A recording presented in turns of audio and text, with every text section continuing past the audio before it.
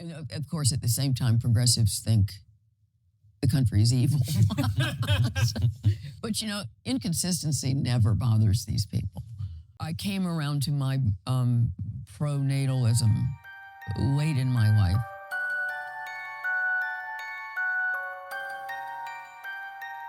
Hi, and welcome to, or back to, my channel where I offer my thoughts and opinions about whatever catches my attention. I'm Kit, and today, well, as we all know, my algorithm is cursed.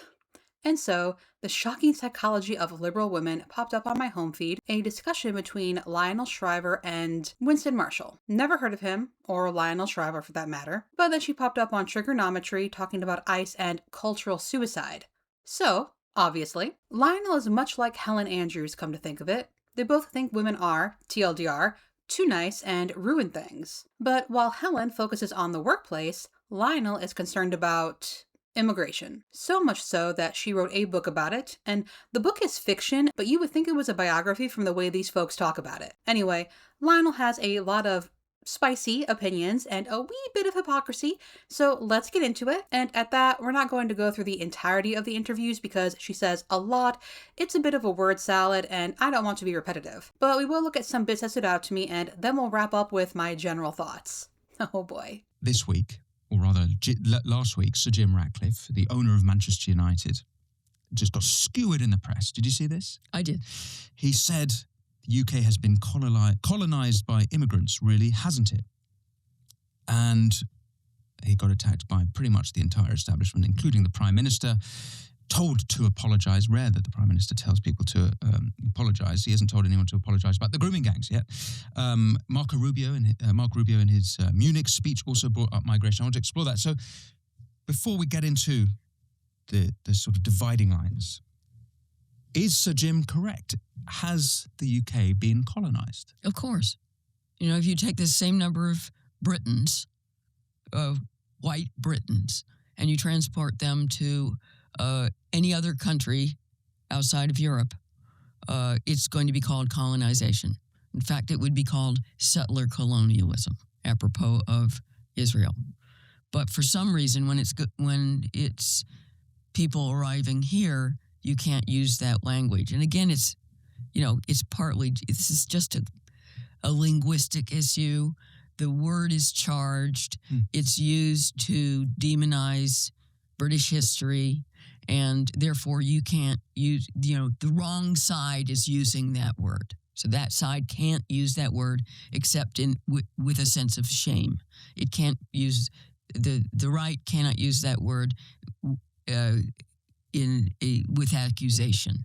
So, this is basically a silly word game, and basically you can't. I mean, the bottom line is you can't say anything negative about immigration. Genuinely asking, what is wrong with people like this? Settler colonialism is, quote, a system of oppression based on genocide and colonialism that aims to displace a population of a nation, oftentimes indigenous people, and replace it with a new settler population. Immigrants are not displacing the current populations of countries.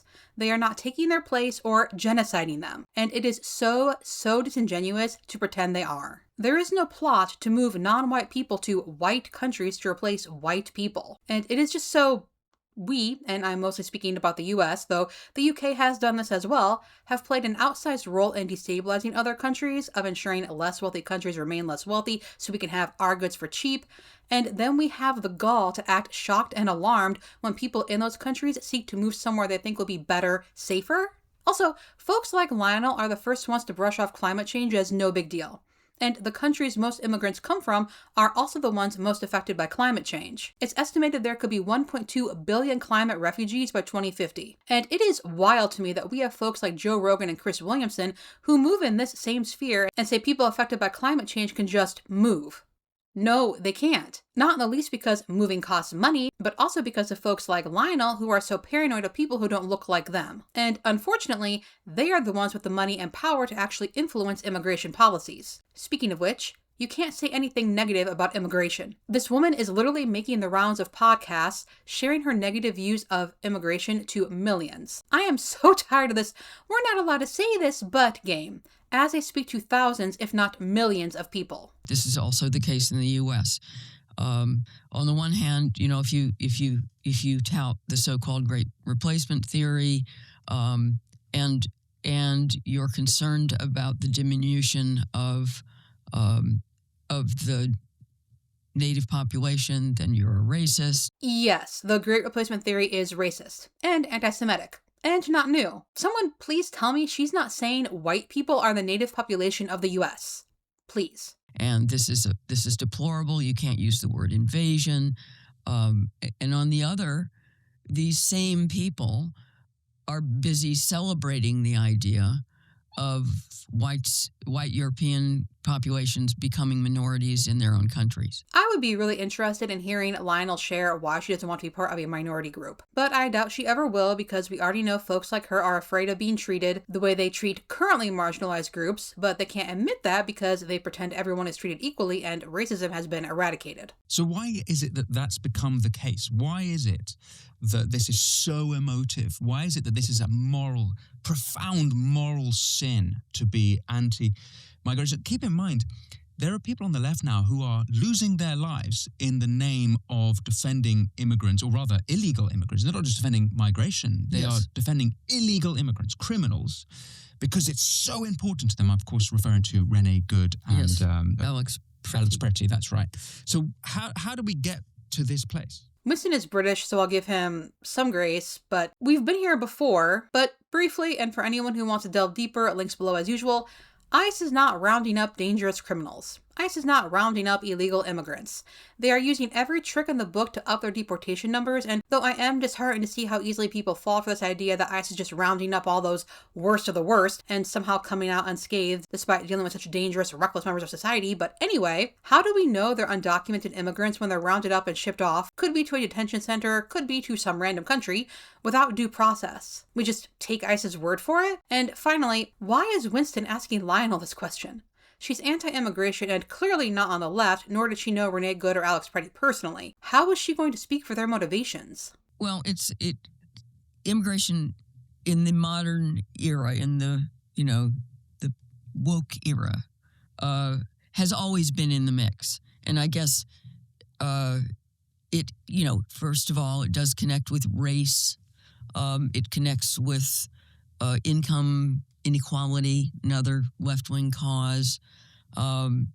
It is about disadvantaged and therefore arguably victimized groups. It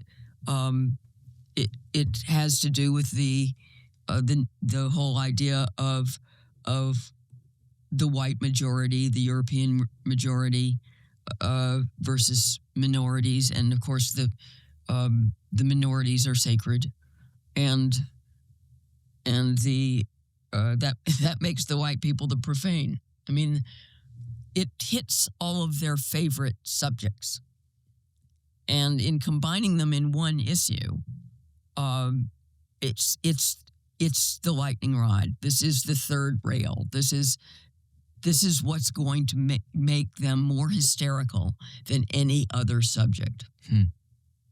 And yeah, so it's the sacred cow. It's combined everything. It's the chimera of all of these important issues for them. I let it play because I thought maybe she was going somewhere, but I think even Winston didn't know quite what to do with that. It's our holy grail of issues? What? Maybe we just think it's dangerous to allow a government agency to kidnap people off the street. I've said this before, but again, if Trump was really concerned about illegal immigration, about the worst of the worst, there is a way to do this calmly, with minimal disruption, and most importantly, due process. So why would they loathe their fellow countrymen? Because they don't have these pure moral values, and they don't go through the theatrics of caring more about people who are disadvantaged than they do about themselves and their own group. Conservative folks say this a lot, and it's not theatrics. I know this is going to be a shock, but Some people actually do care about people besides themselves. People are not literally putting their lives on the line for performance. I think the whole thing is emotionally very convoluted, because all this talk of shame, these people don't act as if they're experiencing shame. The emotions they exude, if you look at these ICE protests, if we're going to be contemporary about it, do you see them like, Yeah. sorry, I feel so terrible.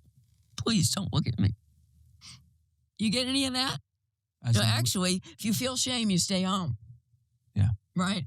if you feel contrition, you stay quiet. You stay and- home. Yeah. You're basically going to crawl under the bed. Yeah. You do not want to be seen, and you hide. That's what real guilt feels like. I don't usually swear, but what the actual fuck? If you see injustice happening, what good is it going to do if you stay home because you're so ashamed? What the hell kind of nonsense is this? Is she a real person?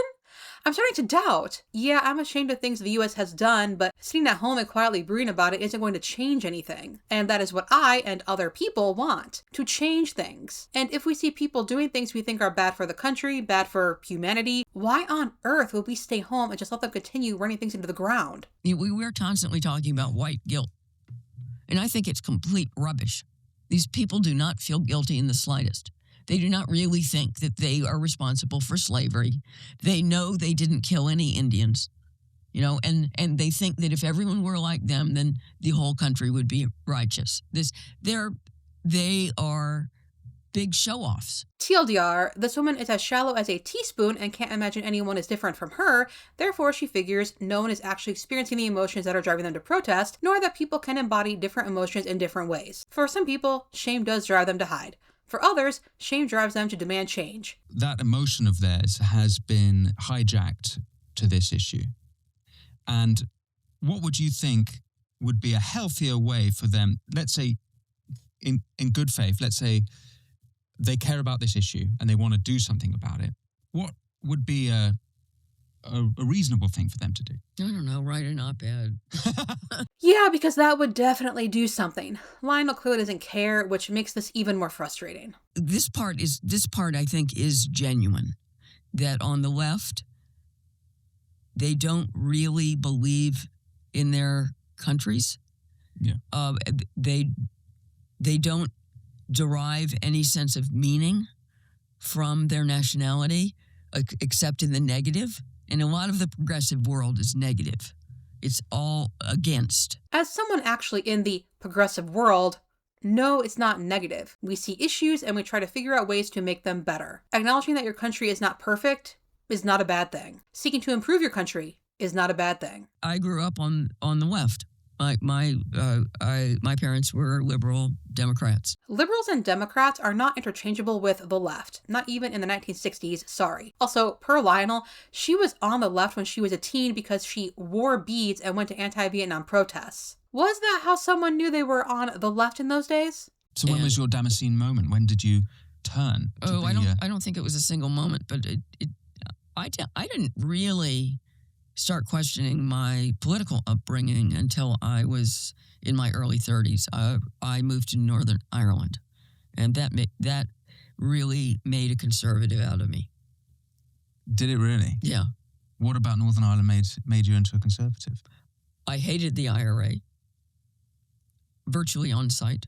And by the way, I arrived there with no opinions about the place whatsoever. I was completely ignorant. The IRA was an Irish Republican paramilitary that sought to end British rule in Northern Ireland and reunite the country. I'm familiar with the name because of the bombings they carried out in the 1990s, which makes me wonder how, if I, a child living in the US at the time, knew about this, how Lionel, an adult immigrating, I'm going to hit that word a little harder, immigrating to Ireland, knew nothing.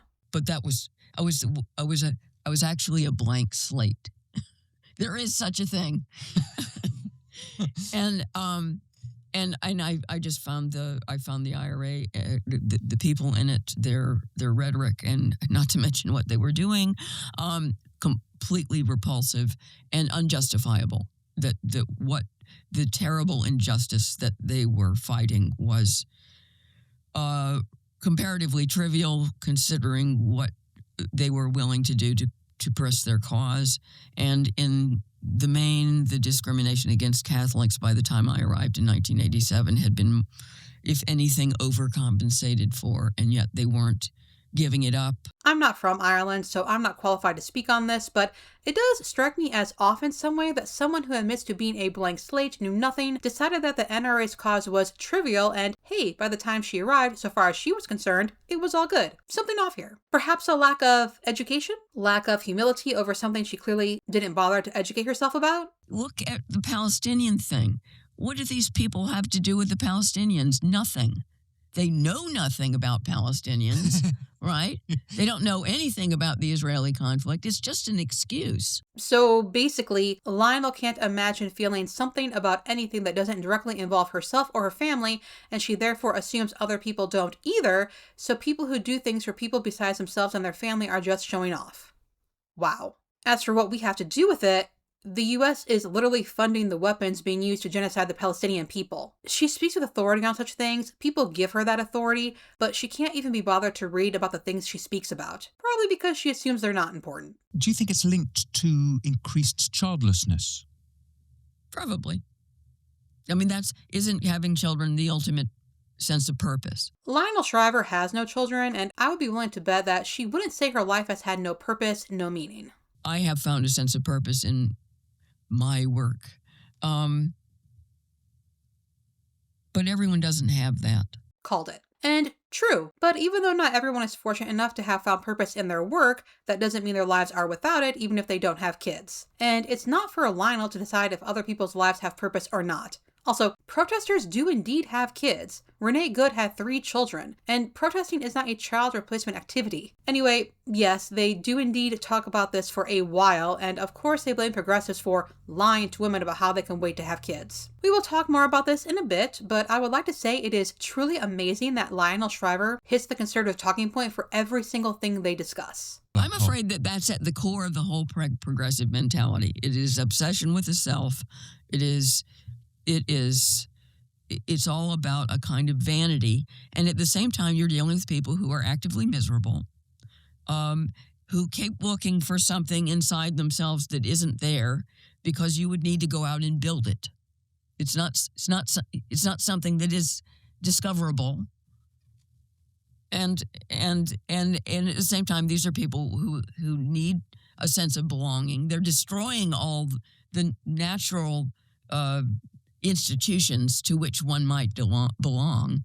And so they need their sense of belonging. They need a sense of purpose. I'm going to need someone to explain to me how voting, volunteering, protesting, working to make a better world is simultaneously self-serving. Well, I guess you would also benefit from that better world, but you're also putting yourself out there to do the work, so anyway, and also creating a miserable people. You know what's actually miserable? Seeing all the ways the world is going to shit and just wallowing in the idea that, well, that's it can never get better, resign yourself to misery. You might as well just die. I am truly baffled by that mindset. And also, you can be progressive and be religious. You can be progressive and also spiritual. Honestly, I don't think Lionel Shriver has ever actually spoken to a person left of center. We have changed the norm, and we don't, we're not subjecting women. I mean, I'm not saying they should be, but maybe a little.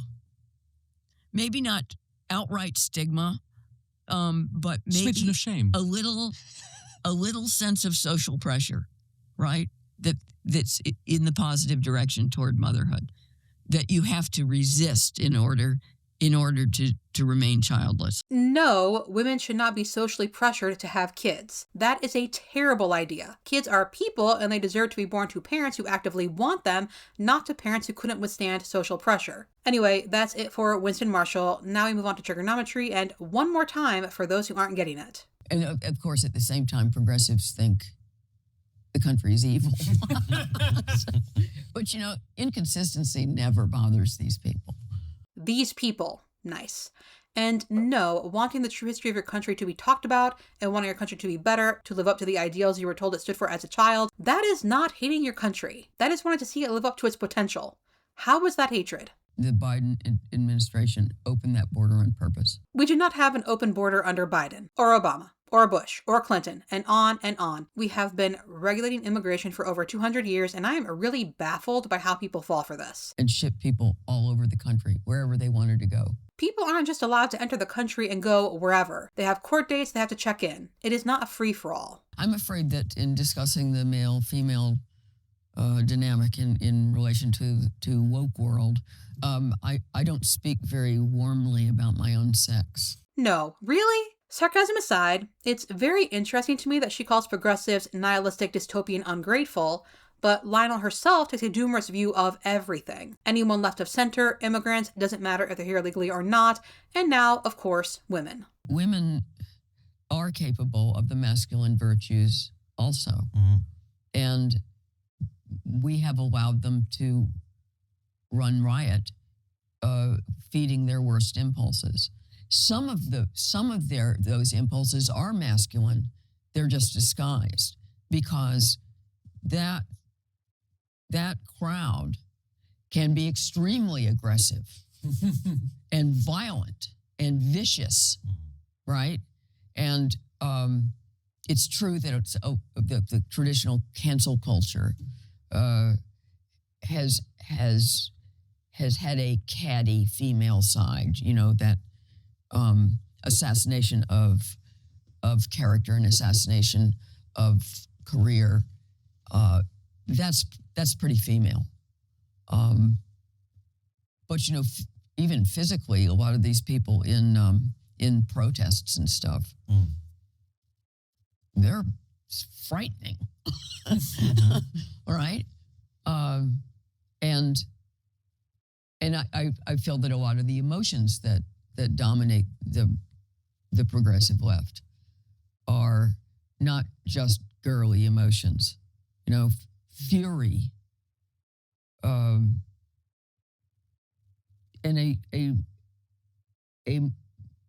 a malign intent, an intent toward destruction and harm. It's very, very negative. I think, but am not certain because she doesn't clarify, that Lionel is speaking about the ICE protests. And men are there too. It is actually normal and good to be alarmed by a government agency removing people from their homes and shipping them off to who knows where with no oversight. Also, protesting is a good old-fashioned American pastime, and it's so weird to me that the same people who think the US is the best, that the government doing anything is trampling on their rights, are, well, for one, okay with what ICE is doing, but are also so dismissive of protesting. I know the Second Amendment is their favorite, but I seem to remember a fondness for the First as well. But apparently, if their guy's in the White House, they're okay with shutting up and sitting meekly at home, trusting that all will be fine. But ultimately, within every human being, there is the desire for a cause, to be contributing something of value, to stand up for what is right. All of these things still exist. And also the desire to have status that corresponds with that. I think a lot of progressives look to the previous generation of people who fought for certain rights. And absent any other meaning in their life, that is what they're trying to emulate. So when you go and get shot by an ICE agent while, quote unquote, defending immigrants, not quite, in my opinion, what they're doing, there is an attempt to seek greatness as part of that, is what I see as well. There is a huge sense there that you are doing something important and willing, through your own stupidity, to put your life on the line.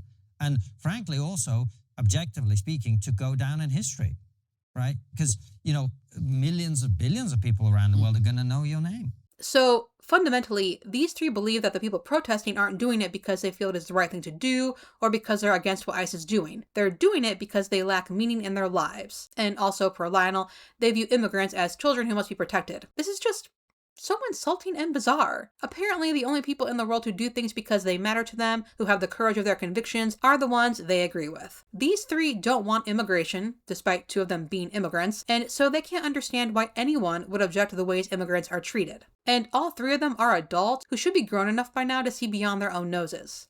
I'm just, wow. Anyway, one more thing, and then we can probably head to the conclusion. I came around to my pronatalism late in my life. And in all honesty, I still don't feel specifically regretful on my own account.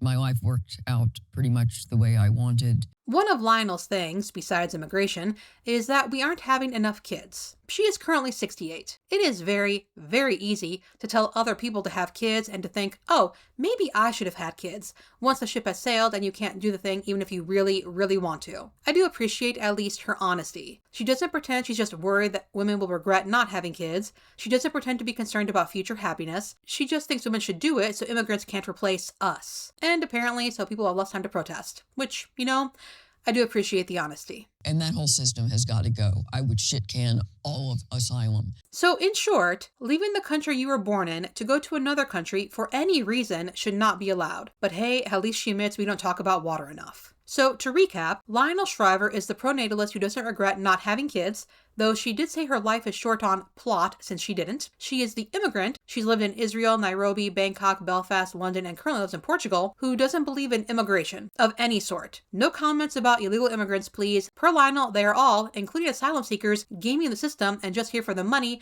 and Democrats invite them in to make them into little Democrats. Also, Lionel says protesters are infantilizing immigrants. Is assuming immigrants will vote the way they've asked not infantilizing? Someone commented on Reddit, a good writer but can't shake the feeling that she, like most excellent short story writers, is actually cruel and pointlessly contrarian. I'm not sure if she's a good writer, but that was the vibe I got from watching her interviews. And, well, cruel. People leave their country, which has a high chance of having been meddled with by the US, to come to a country considered more stable, more promising.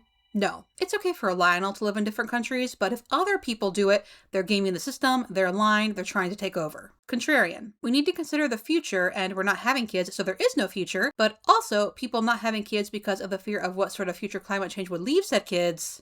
She doesn't buy it. It must work because she is making the rounds, though it does occur that if you play to people's fears, you'll have no problem getting airtime. Also, anyone who talks about being anti-woke should be required to define woke. Final thoughts. Lionel says what progressives get wrong about immigration is that we reject the whole concept of a nation state, which, sure, some do, but she elaborates that you can't have a country without a border because then it becomes culturally meaningless. And growing up, I thought this was our culture. Give me your tired, your poor, your huddled masses yearning to breathe free. I thought this was where people came to make a better life for themselves and their families. And to see how those people are being treated, even those who did things the right way, who followed the rules they were told would lead to a better life, is this our culture then? Cruelty and ignorance? And that is what Lionel thinks we need to protect?